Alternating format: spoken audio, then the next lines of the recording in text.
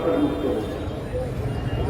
আমরা আগের দিন পর্যন্ত 5 তারিখের আগের দিন পর্যন্ত রিমান্ডে ছিলাম এবং আমরা জানতাম না আমাদের ভাগ্যে কি আছে। শেখ হাসিনার পতন না হলে আমাদের অধিকাংশের গলায় ফাঁসির দড়ি ঝুলত। এক ভয়ঙ্কর বিপদের মধ্যে দিয়ে আমরা গণতন্ত্রের জন্য লড়াই করেছি। 6 তারিখে যখন আমরা বেরিয়ে আসছি কারাগার থেকে, এত যে রক্তাক্ত ঘটনা, এত লাশ, ছাত্র জনতা, তার মধ্যে এত শ্রমিকের যে লাশ, এত রিক্সা চালকের যে লাশ, শেখ হাসিনা তাদের যে জীবন কেড়ে নিয়েছেন, লাশ করেছেন, এটা পরবর্তীতে জানতে পারলাম। যাত্রাবাড়ি থেকে শুরু করে এই অঞ্চলে যখন যায়, বিভিন্ন বস্তি এলাকায় এই মানুষরা তো ভালো জীবনযাপন করতে পারে না। ওদের ইনকাম অনুযায়ী, তাদের আয় অনুযায়ী তো তারা পেট ভরে খেতে পারে না। প্রতিদিন রিক্সা চালালে হয়তো 1 কিংবা 2 বেলা খেতে পারে, কিন্তু এরাও গণতন্ত্রের পক্ষের এক দুর্জয় সাহসী সৈনিক হিসেবে নিজের জীবন যে দিয়ে দিতে পারে, এইরকম ওয়াদা করে নিজের জীবন আত্মদান করতে পারে, এইটা আমি সেদিন দেখেছি। সেই বাসায় বাসায় একদিকে দেখেছি কান্নার রং, আরেকদিকে দেখেছি ওই পরিবারের কি অদম্য সাহস, কি আত্মপ্রত্যয়, যে তার স্বামী মারা গেছে, তার সন্তান মারা গেছে, কিন্তু তারপরেও তারা যে সত্যের জন্য, তার যে ন্যায়ের জন্য লড়াই করেছে, সেইটা আমরা দেখেছি প্রস্ফুটিত হতে। তার পায়ের চেহারা দিয়ে ওই মৃত, ওই সাদা কর্মচারী রিক্সা চালকের স্ত্রীর চেহারায়, তার সন্তানের চেহারায় আমরা সেইটা ফুটে উঠতে দেখেছি। বন্ধুরা আমার, একটি কথা আছে আমাদের দেশে প্রভাব, যে ঢেকি ছিলেন তো সেখানে ধান ভাগে, সেই ঢেকি স্বর্গে গেলেও নাকি ধান ভাগে। আর এখন দেখি ঢেকি নরকে গেলেও ধান ভাগে। শেখ হাসিনা পালিয়েছেন 5 তারিখে। যে শেখ হাসিনা তার যুবলীগ ছাত্রলীগকে নানা প্রলোভন দিয়েছেন, আশ্বাস দিয়েছেন, তোমরা নামো, তোমরা প্রতিহত করো।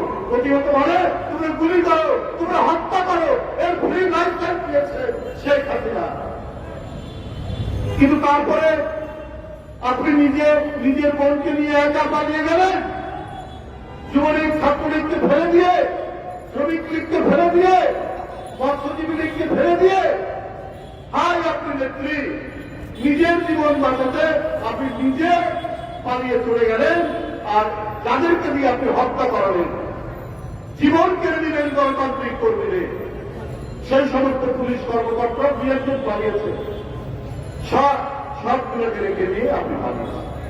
তা আপনি এরপরে যে দেশে আশ্রয় নিয়েছেন, সেই দেশ থেকে মাঝে মাঝে আওয়াজ তোলেন, আমি কাছাকাছি আছি, ভিডিও ভাইরাল হয়, সেই ভাইরালে শোনা যায় তিনি বলেন আমি কাছাকাছি আছি পুনরায় নেতা কর্মীদের উৎসাহিত করার জন্য।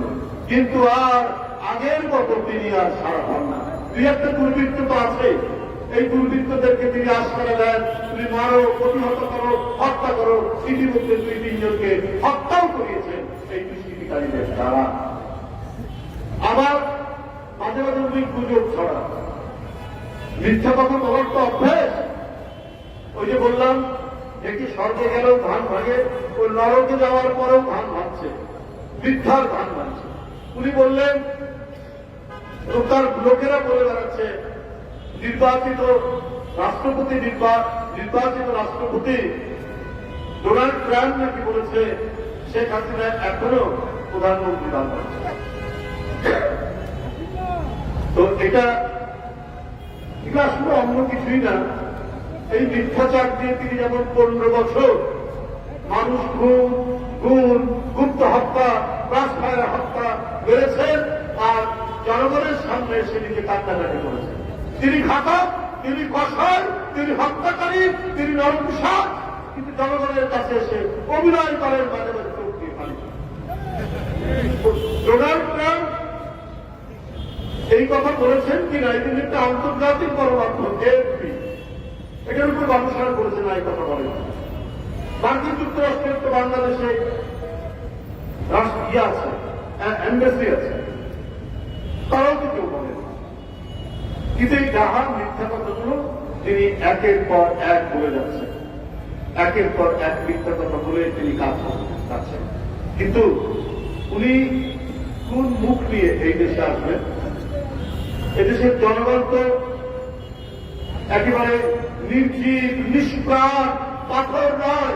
আপনার অপকর্ম, আপনার অপকীর্তি, আপনার ঘাতকের যে নিষ্ঠুর চেষ্টা 15 বছর ধরে বাংলাদেশের জনগণ দেখেছে। আপনি কত নির্মম হতে পারে, আপনি নিজের ক্ষমতা, নিজের প্রকৃতি নিশ্চিত করার জন্য আপনি আশা করে আপনার পছন্দসই পুলিশ অফিসারদেরকে দিয়ে আপনি বলতে পারেন যে তোমরা হত্যা করো, তোমরা মারো, তাতে কোনো যায় আসে না। আর তার পুলিশ কর্মকর্তারা বলেছে পুলিশ সদস্যদেরকে যে তোমাদের কাছে বন্দুক দেওয়া হয়েছে, তোমাদের কাছে গুলি দেওয়া হয়েছে, এটা পকেটে রাখার জন্য নয়। তাই মিছিলের আওয়াজ শুনলে, জনসভার আওয়াজ শুনলে নির্দ্বিধায় গুলি চালিয়েছে বেঞ্জিরের পুলিশ বাহিনী, আপনার মনিরের পুলিশ বাহিনী, হারুনের পুলিশ বাহিনী। এইটা ছিল শেখ হাসিনার দুঃশাসন। ওই দুঃশাসন, ওই কলঙ্কিত অধ্যায়, ওই ভয়ঙ্কর ভয়াল যুগ কি আমার বাংলাদেশে আসবে? নিশ্চয়ই সেটা আর প্রত্যাবর্তন বাংলাদেশে করবে। বন্ধুরা আমার ওইটা করতে পারে না। এত লুটপাট আপনার ব্রিটেনের ব্রিটিশ দ্বীপপুঞ্জ বলে একটি জায়গা আছে, ব্রিটিশ ভার্জিন দ্বীপপুঞ্জ। ওইখানে এর কারণ শেখ হাসিনার অত্যন্ত ঘনিষ্ঠ লোক, অত্যন্ত প্রিয় লোক, প্রিয় ব্যবসায়ী, যাকে একের পর এক মনে করছে অন্যের ব্যাংক কেড়ে নিয়ে তাকে দিয়ে দেওয়া হয়েছে। সেই এর কারণে প্রায় 18টি ব্যবসা প্রতিষ্ঠান পাওয়া গেছে, 18টি ব্যবসা প্রতিষ্ঠান পাওয়া গেছে। আপনার কি বলে দরবেশ সালমান এফ রহমান বাংলাদেশের শেয়ার বাজার আত্মসাৎ করেছেন, ব্যাংকগুলো লুট করেছেন, একতরফা ভাবে টাকা বাজার করেছেন, কিন্তু উনাকে সাথে করে আর নিয়ে যায়নি। উনি ধরা পড়ে গেছেন। শেখ হাসিনা জানে যে বিশ্বের কোন কোন দেশে কোন কোন ব্যাংকে কোথায় কোথায় টাকা আছে। এখন তো শেখ হাসিনা মজায় আছে, কারণ সালমান এফ রহমানের এই তরফের টাকা, সেই টাকাগুলো তিনি ভোগ করবেন। আরো যেগুলো বিদ্যুৎ কেন্দ্র বানিয়েছেন তার ঘনিষ্ঠ লোকজনদেরকে দিয়ে সেই টাকা তিনি এখন সেখানে ভোগ করবেন।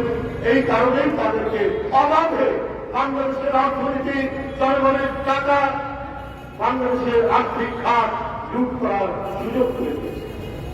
এখন কারাগারের ভিতরে নাকি সালমান এফ রহমান খুব বহাল তবিয়তে আছেন, শুনি সেইখানে নাকি নানা পাকপড়াতে চালাচ্ছে। বুঝতেও পারে আপনার এই যে গার্মেন্ট সেক্টর যে অস্থির হয়ে আছে, প্রতিদিন রাস্তা অবরোধ, পথ অবরোধ একটার পর একটা ঘটে যাচ্ছে। এগুলো অস্থিতিশীলতা করার জন্য সালমান এফ রহমানের যে ভূমিকা নেই এটা বলা যাচ্ছে। কারণ প্রায় 90% গার্মেন্টস ফ্যাক্টরি হচ্ছে এই আওয়ামী ঘনিষ্ঠ মানুষদের, যাদের সাথে সালমান এফ রহমানের সম্পর্ক আছে। আপনার 343 জন যাদের ব্যাংক অ্যাকাউন্টে, এটাও গণমাধ্যমে উঠেছে, প্রায় 14,500 কোটি টাকা আটকে পড়ে আছে, আটকানো আছে। মানে তাদের ওই অ্যাকাউন্টে, সে অ্যাকাউন্টের মধ্যে অবৈধভাবে সেগুলো সেখানে রক্ষিত আছে। এগুলো সব শেখ হাসিনা এবং শেখ হাসিনার ঘনিষ্ঠ লোক, ক্ষমতাসীনদের ঘনিষ্ঠ লোক।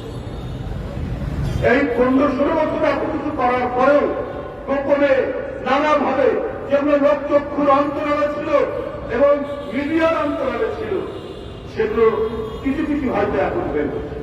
কারণ মিডিয়াও স্বাধীনভাবে কাজ করতে পারেনি শেখ হাসিনার আমলে। জেলে যেতে হয়েছে, কারাগারে যেতে হয়েছে, চাকরিচ্যুতি হয়েছে, কারণ তার মালিকরা অধিকাংশই হচ্ছে আওয়ামী লীগের এমপি, আওয়ামী লীগের লোক, আওয়ামী লীগের ঘনিষ্ঠজন, শেখ হাসিনার পেয়ারা মানুষ, আদরের লোক।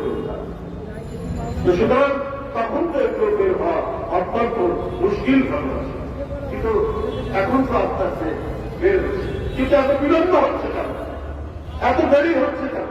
আমি বাংলাদেশ ব্যাংকের গভর্নরকে বলতে চাই, ব্যাংক বিমায় নির্বাচন করে হচ্ছে শ্রমিকরা, শ্রমিক কর্মচারীরা। গতকাল গণমাধ্যমে একটি নিউজ দেখলাম যে অফিসার কল্যাণ কি একটা সমিতি তারা নির্বাচন করেছেন, সেখানে আওয়ামী লীগের সমর্থিত লোকরা বিজয়ী হয়েছে।